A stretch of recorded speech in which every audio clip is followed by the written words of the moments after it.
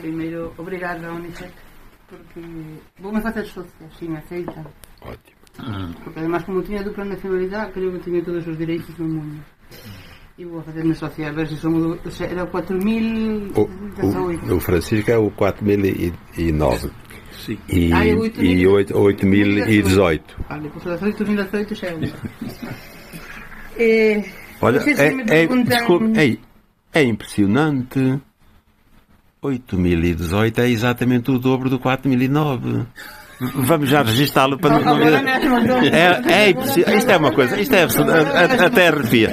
Até arrepia. Arrepia mesmo. Moitísimas gracias a todos que estáis aquí. Vou intentar falar meu mellor portulego porque non falo portuñol porque eu non falo castellano. O español non existe, a empezar, O sea, o español é un idioma inventado polo Imperio para intentar conquistar América e esas cousas. O español non existe, existe o castellano. E o castellano na miña casa está prohibido totalmente, ademais, é a lengua do Imperio e eu non a falo. Eu só falo galego. E antes Xavier autocorrixiuse e fixo mal, dixo galeguista galega, non, son galeguista e de facto teño, e presumo deso porque teño un premio dado que me deron por utilizar o galego na ciencia. Unha das cousas que fundei ao longo da miña vida foi unha revista científica de micoloxía que vai ahora no número 29 e está escrita en galego, únicamente en galego. O sea, se algún autor quere publicar nela pode enviar os manuscritos na lingua que quiser, pero é traducido ao galego porque esa é a nosa defensa e o noso apuntamento para que esa lingua, que non é minoritaria pero que é unha lingua importante porque además é a máis do portugués e o portugués é o idioma máis importante do mundo, o sea, está claro. Entón o galego, se é a máis, debe tamén ter alguna importancia. Defínome como galego transmontana e porque sinto, dicíamos antes, preguntábame por Galicia, por Portugal. Eu nestes momentos non sei diferenciar Galicia e Portugal, que para mí son dous, é un país que se continúa. O Miño, como todos os ríos, non é unha fronteira que divide, é unha fronteira que une, porque se pode pasar. Hai moitas pontes e hai barcas que pasan, que pasaron sempre, por lo tanto. E despois encima tuve non sei se as sortes, as desgracias e o destino, que me enamorei dun transmontano. Entonces, además dun transmontano de raíz, que estuvo non sei cuántos centos, decenas de anos migrado no Porto e voltamos para lá. E agora estamos alá vivindo e sinceramente sinto tras dos montes tanto como meu. Unha das cousas que eu son, decía Elsa, son botánica, son investigadora principalmente en micoloxía, pero tamén en botánica, e gusto moito da etnografía. A etnografía porque me parece que creo que era Newton o que decía que todo o seu saber estaba apoiado nas columnas que outros puxeran antes. O noso saber está apoiado en outras personas e personas que ás veces, e aí vou a Saramago, que decía que o home máis culto que el coñecía era analfabeto, que era seu avó. O sea, un pouco eso, é dicir, nós tuvemos a desgraza de vivir duas dictaduras en paralelo nos dous países e houve moita xente que hasta os anos 70 foi analfabeta. É dicir, eu recordo ainda cando se facía o servicio militar obrigatorio na Galiza que non nos deixaban, non nos licenciaban do servizo hasta que sabían ler e escrever. Os homes, as mulleres non importaba porque para fregar e para coser e para cuidar os fillos non facía falta saber ler nem escrever. Eu estuve nunha mesa electoral e non me vou enredar nestas cousas, pero estuve nunha mesa na primeira mesa electoral que houve en España e tocoume estar de presidenta porque era a única persona que tiña licenciatura no barrio onde eu nacera. Eu nacín aos arredores da cidade de Lugo, unha capital de provincia, é dicir que cando chegou a media tarde xa quase todo o mundo viñera a votar e unha outra persona que estaba ali e entretuvémonos en contar as persoas que habían analfabetas. O 40% das mulleres que pasaban de 40 anos eran analfabetas, ou polo menos definíanse. Disculpe, estaba sin son, só que hai un alarme que é para chamar a miña mãe. Mira que fillas son. Cando vimos aquilo, eu quedei realmente terrorida. É dicir, como pode unha persona que se declaraba, porque moitos homes non se declaraban analfabetos porque sabían deseñar o seu nome, como era o caso, por exemplo, de meu pai. Meu pai era unha persona que leía algo e tiña que ler en voz alta para entender o que leía, porque senón non sabía o que estaba lendo. É dicir, ese era un analfabeto con todas as da lei. Pois salindo de aí, eu máis de xente sabía moito. Eu son filla, neta, bisneta, tataraneta de curandeiros, e unha das persoas que máis admirei foi o meu avó paterno, que era un home que curaba absolutamente de todo. É dicir, ele facía, sobre todo arranxaba osos, pero era ortopedista ao estilo rural. Por eso a mellor tuve unha certa debilidade polo ortopedista, non sei. O caso foi que era ortopedista no medio rural, pero utilizaba moitas plantas, moitas ervas. Eu comentaba nas presentacións destes libros que cando meu pai se veu para casa, que veu para casa de miña mãe, cando casou, trouxe consigo, alén do dormitorio, que debía ser importante, senón eu non estaba eu aquí, pero alén deso levou 3 plantas. É dicir, que eso porque vexan a importancia que tiña naquela xente, naquelas persoas, o mundo vegetal. Entón, todo eso foi inducíndome a que, ao longo da carreira, do meu curso universitario, me fora decidindo tamén polas plantas. Houve máis circunstancias, pero non é agora o momento. Cando empecé a coñecer Portugal, dime conta dunha cousa que me chamou a atención, e é que aquí non había guías de natureza portuguesas, que non había publicacións de Portugal sobre o mundo natural, todo era traducido, no mellor dos casos, cando non estaba en español, pero todo era traducido. Entonces eu, ao chegar a Trás-os-Montes, e no Trás-os-Montes eu cheguei no ano 2000, se non me recordo mal, foi un 12 de marzo do ano 2000, e a partir dese momento a mí aquela terra fascinoume totalmente, porque a paisaxe, os que non a coñezan, é extraordinaria. A xente, sobre todo cos que van de fora, é moi humana, logo curto ali é outra cousa, pero cos de fora é moi humana, moi hospitalaria, entonces aquilo foi me levando, e descubrín que o mesmo que pasaba na Galiza, era un territorio que estaba apartado do resto de Portugal. É dicir, de Trás-os-Montes eran de Trás-os-Montes. É dicir, por un lado estaba o Marao, que non deixaba pasar moitas veces, por sur non se ia. España era outro mundo, era outra cultura, outro país, outra cultura. Entón, conservaban moitas tradições. E eu empecé a anotar. Eu sempre teño a manía de andar sempre con unha libretiña no bolso, e eu iba anotando. E descubrín, sobre todo, que no mundo da micoloxía había moita cousa que estaba que realmente non estaba escrita, non estaba recollida. Cando empezamos a convivir, Xavier publicou un primeiro libro de cogumelos da zona de Trás-os-Montes.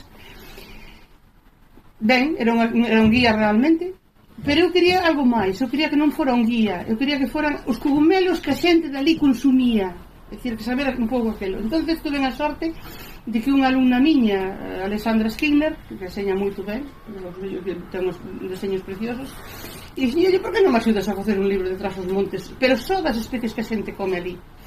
E efectivamente, collimos as especies solamente que se comían ali, porque eu quería eu recuperar. Quería recuperar os nomes populares, punto 1. Porque ahora hasta me corrixen, cando eu digo, estos son sanchas, e dicen, estos son setas, e digo, perdona, setas en España. Aquí son sanchas, son gardielas. Por qué? Porque cando chegaban os españois ali, e dicían, vimos a comprar setas, mostrábanlles unha fotografía para que soupera o que tiñan que apañar, e a xente creo que, claro, os españois eran máis listos, pois entonces chamanse setas, eles é ignorante, o cual é mentira. Eu quería recuperar todos eses nomes, e de facto neste momento están eses nomes aquí recuperados. Outras tradições, é dicir, cousas que a xente facía, como usar cogumelos para tinxir a roupa, usar cogumelos para enfeite, é dicir, toda unha serie de cousas, e así nanceu este primeiro meu libro en portugués. Sinto moito que intentei como traducir ao mirandés tamén, e no momento non conseguí, pero algún día conseguirei, non? Porque eso é a cuestión de insistir e buscar a persona adecuada, e xa o traducirá. Porque me gustaría ademais tamén facer algo pola lingua mirandesa, que é unha lingua, esa sí é unha lingua minoritaria, que é unha lingua con moitos problemas. Ben, pasou o tempo e seguín así hasta que me reformei. Eu quería explicar todo o que sabía de plantas e de usos de plantas tradicionais na Galiza, pero o tempo non me chegaba a máis. Cando me reformo, ben, además o COVID, previamente, porque eu reformei no ano 21, e no COVID fixen xa a primeira listaxe das plantas, porque ademais eu tiña unha alumna na Universidade Sénior de Mogadouro, na que estou dando clases de aulas de 2016, que foi cando empezou, e aquela muller sabía de plantas o que había que saber e máis. Foi a segunda Balbina que coñecí, porque a mí Balbina é un nome extraño. Entonces a Balbina viña todos os días cas súas erviñas para mostrarme, eu sabía, aquela cara sonábame, e era das feiras francas. Ela iba e vendía plantas. Eu falaba moitas veces con ela, pero como había moi de tarde en tarde, o seu nome non ficou. E un día dixen, Balbina, tiña que escribir un libro con todo eso que sabe. E dixo, ai, doutora, eu non escribo. Además, eu libro xa o teño. Como que ten un libro? Eu non coñezo. E dixo, bueno, teño un caderno no que vou pegando as plantas e vou anotando os nomes e vou anotando para que serven. E dixen, bueno, pero eso non é un libro. Sí, porque para ser un libro temos que ser un libro que comuniquemos aos demais, que este impreso, que podamos vender na librería, que podamos distribuílo. Ai, pero eu non escribo. E se facemos un trato, eu escribo o libro e você corríxemo e dime o que está mal e o que quer acrescentar. Ai, se así pode. Entón eu aproveitei, collín todo o que eu tiña, fixen o libro a miña maneira, dicir, ao que sería o estilo da Galiza, e despois pasei yo a ela. E cando yo pasei, ela foi anotando as súas cousiñas por ali, e iso foi o que se incorporou. Este libro ten 600 nomes populares recollidos de Galicia, Portugal e castellano, de zona de Zamora, porque como estamos na fronteira, pensaba que podía servir por dos lados. Está recollido máis dunha centena de plantas. E unha cousa que a mí me interesaba moito, primeiro, e iso criticou un bo editor, Áncora. Cando viu o título dixo, este libro sale con este título porque non me din conta antes, porque pon plantas tóxicas, comestíveis e curativas. Dixo, por qué? É que poñer empezar polas tóxicas, e primeiro, empezar polas tóxicas é prudente, porque é o que pode realmente causar problemas se un colle ervas, porque un non vai por un camiño apañando ervas se non sabe realmente que as hai tóxicas. Entonces, tóxicas. Segundo, busca en Portugal cuántos libros hai que empecen por plantas tóxicas e cuántos libros hai que empecen por plantas medicinais. Verdad que por tóxicas non hai ningún? Sí, entonces esta é unha exclusiva. Entonces meteuse, foi un pouco así. Logo, comestibles, tras os montes come ervas como se foran frase ovellas. O sea, aquilo é unha cousa incrível. Hai plantas que comen norsa, que para mí era unha planta, polo que eu sabía, que é tóxica mortal. Está catalogada entre as 20 plantas máis tóxicas do mundo. O día que me dixo que a comía, dixo, imposible, eu non a como. Cando de mañá, se vexo que estás ben, xa veremos despois. Efectivamente, logo descubrí que o que se come da norza é un cachico pequeno, que hai que escaldala, que hai que deitar agua fora, e que logo eso podese cociñar como se foran espárragos, e é unha maravilla, con os ovos mexidos, aquilo é unha maravilla. Pero eso, eu creo que só non se ven tras os montes, así, con esa naturalidade, con esa... Bueno, outro día tuvemos en Maceo do Peso, tuvemos un paseo de carros antigos e a xente vai aos carros antigos por comer a ensalada de laranxa, a ensalada de acedas e a ensalada de moruxas. É dicir, é por eso, e dixen varias persoas, é dicir, van a comer ervas seidas silvestres. E logo estaban as plantas curativas, que eu chamei curativas de propósito e non medicinais, porque as medicinas véndense na farmacia e receitan os médicos. As plantas curativas, quer dizer que poden resolver problemas. Algo que fixen eu neste libro foi poñer en todas partes, figura primeiro antes dos usos, as contraindicações. Porque as persoas agora pensan que todo natural é bom. Natural como a cicuta, é boa, é natural, é boa. Pasan todas as dores. Non hai problema nenhum. Todas.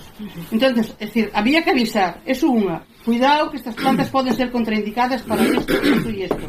E segundo, se unha persona da nosa idade, que xa estamos medicados polo médico e medicados na farmacia, non podemos tomar cualquier cousa porque ao mellor estamos anulando con eso que tomamos algo do que nos recetou o médico, co cual o efeito, e aquí hai médicos, é dicir, o efeito foise para lá. Entón, era importante avisar eso está tamén aí recollido.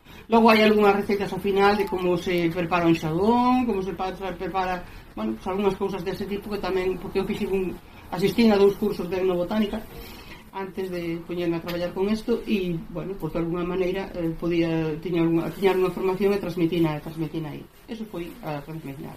Como complemento, isto é ciencia divulgada. Está a novela. Eu cando tiña 7 ou 8 anos quería ser escritora. Imagínense, unha miúda con 8 anos cuidando unha dúcia de vacas ali no prado, aburrida como comigo mesma. Ler, según meus pais, era innecesario. O importante era que eu supera repasar as meias e reducir as meias, porque isto era facilles falta para despois. É dicir, pero o meu soño era ser escritora. Cando me licenciei, empecé a escribir. Fui unha escritora, pero de divulgación. Entón eu quería facer algo de ficción, que para mí é moito máis complicado, sinceramente, porque teño que crear a historia. Entón eu souben da historia dunha curandeira galega, que foi unha muller que exerceu nos anos morreu no ano 50, penso, 48, e foi unha persona que ademais de ser unha excelente curandeira, a que asistía a moitos portugueses do norte, asistía a castellanos da zona de Zamora, galegos. Esta muller foi perseguida pola Igrexa, foi perseguida polo franquismo, e a mí parecíame que que podía servirme así de inspiración, e así foi, así naceu esta novela. É unha señora que nace a principios do século XX, morre un pouco despois da mitad do século XX, e ela conta todas as súas penurias, é dicir, conta hai implicación social, é dicir, conta como foi. Ela vivía en Madrid cando instalou a Segunda República, cando se formou a Segunda República, instalou cando foi o golpe de Estado de Francisco Franco, e conta un pouco eso, e despois volve e retorna á aldea, e na aldea sigue exercendo de curandeira, e podo vos decir que todas as receitas que están aquí son verdade. É dicir, todas as receitas que están aquí son receitas de curandeiras. Eu tiña unha larga trayectoria seguindo algunhas curandeiras que ahora faleceron prácticamente todas. De feito, teño estes días un desafío de encontrar unha curandeira que fale, que se exprese en galego e que faga o curanderismo en galego, e non a do encontrar, porque foron morrendo, foron desaparecendo. Pero neste caso, esta sí, a muller esta sí que fai todas aquelas cosas que eu sabía. É dicir, eu sempre busquei unha situación na que ela podía resolver algún problema con aquilo que eu tiña anotado, e iso é o que temos aquí. Este é un libro que se lee moito fácil, está en galego, pero como sabedes o galego é a máis do portugués, xa o dixen antes, e en Mogadouro podemos decir un concello que ten, non sei, hoxe 8.000 habitantes, máis ou menos, e a cidade de Mogadouro, desde hai 8 días, a cidade de Mogadouro ten 2.000 e tal. Bueno, pues 200 exemplares venderos ali, e as persoas leeron sin problema ningún o galego. É dicir, en algún caso había algunha palabra que podía escapar, o que estudié para sacar en Google. Entonces iban a Google e Google traducía sin problema ningún. É dicir, que é un libro que se lee realmente moito fácil, e además é unha historia que creo que é rápida, que se vai levando ben. Por que se chama a saga? Se chama a saga porque esta curandeira era neta e bisneta de curandeiras. E entonces ela empeza a súa formación coa bisavó, e a partir de aí hai unha crítica social, hai unha explicación de como criou a súa filla, como, bueno, todas un pouco as características todas das calamidades que se pasaban naquela historia contemporánea. Sí, de feito foi curioso porque este libro ten un premio, e ese premio que ten é de alumnos das escolas, sabes o digo ben, escolas católicas da Galicia.